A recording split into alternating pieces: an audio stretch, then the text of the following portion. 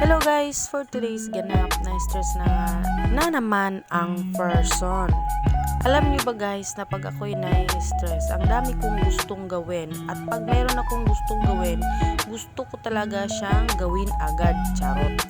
Habang ako'y naglalaba, naisipan ko ngang lagyan ng screen itong aming bintana. So ayun na nga guys, pagkatapos kong maglaba ay bumili na agad ako ng 1.5 meter na screen.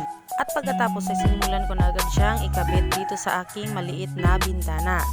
At gustong gusto ko nga magtrabaho na wala yung mister ko kasi para walang istorbo at para walang distraction sa aking ginagawa.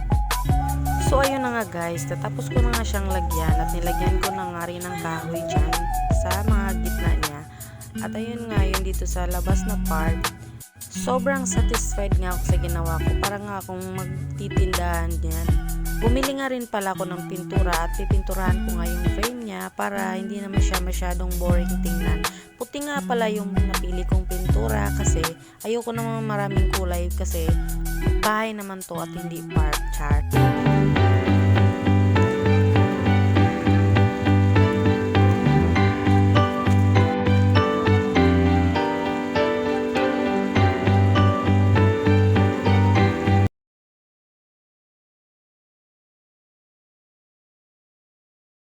So ayun na nga, natapos ko na siyang pinturahan at feeling ko ang galing-galing ko na at sobrang satisfied ako sa aking ginawa. O diba, ang gandang-ganda niya para sa akin.